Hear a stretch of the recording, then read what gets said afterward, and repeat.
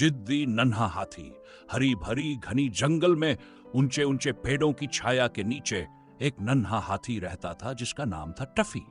Tuffy अपनी झुंड के बाकी हाथियों से अलग था। वह बहुत जिद्दी था। चाहे मांग के साथ चलना हो, खाना खाना हो या बाकी जानवरों के साथ खेलना हो, टफी हमेशा अपनी मर्जी से ही सब कुछ करना चाहता था।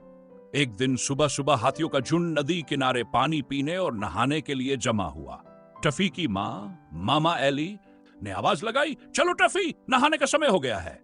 लेकिन टफी ने अपनी सूंड घुमा ली और पैर पटकते हुए कहा, नहीं, मुझे नहाना नहीं, मुझे कीचड़ में खेलना है।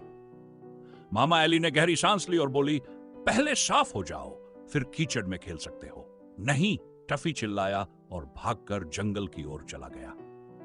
जिद के कारण शुरू हुई मुसीबत। जंगल में इधर उधर घूमते हुए टफी ने चारों ओर की चीजों को देखा। रंग बिरंगे फूल, चहकते पक्षी और शांत वातावरण उसे बहुत अच्छा लग रहा था। उसने सोचा, देखा, मैं अकेला सब कर सकता हूं, मुझे किसी की जरूरत नहीं। लेकिन थोड़ी देर बाद टफी को एहसास हुआ कि वह झुंड से बहुत दूर आ गया है। उसके आसपास मां और बाकी हाथियों की आवाजें सुनाई नहीं दे रही थी। अब वह थोड़ा घबरा गया। तभी एक धीमी समझदार आवाज सुनाई दी, नन्हे दोस्त, तुम यहां इतनी दूर कर रहे हो? टफी ने पलटकर देखा तो एक बूढ़े कछुए टिम्मी को पाया। टिम्मी ने अपनी उम्र में जंगल में कई पीढ़ियां देखी थी और वह टफी को पहचान गए। मैं यहां घूमने आया हूं, टफी ने गर्व से कहा, मुझे किसी की मदद नहीं चाहिए। टिम्मी हंसते हुए बोले, बहुत अच्छी बात है, लेकिन जंगल में खो जाना आसान है, मैं नहीं डरता। टफी ने अपनी सूंड ऊपर उठाई और आगे बढ़ गया। जंगल के सबक आगे बढ़ते हुए टफी को केले के पेड़ों का एक बड़ा झुंड मिला। पेड़ों पर पके हुए मीठे केले लटक रहे थे। टफी की आंखें चमक उठी और उसका पेट भूख से गड़गड़ाने लगा। ये तो मजेदार होंगे, उसने सोचा और अपनी सूंड से केले तोड़ने की कोशिश करने लगा। लेकिन केले ऊंचाई पर थे। टफी ने जिद में पेड़ को खींचने और झकझोरने की कोशिश की, लेकिन केले नहीं गिरे। थककर उसने कहा, मुझे किसी की मदद नहीं चाहिए, मैं खुद इन्हें तोड़ूंगा। घंटों की कोशिश के बाद भी कुछ नहीं हुआ। तभी एक शरारती बंदर मीकू पेड़ से नीचे उतरा। मदद चाहिए? मीकू ने चुटकी ली। टफी ने झिझकते हुए सिर हिलाया। मीकू फुर्ती से पेड़ पर चढ़ा और केले तोड़कर टफी को दे दिए।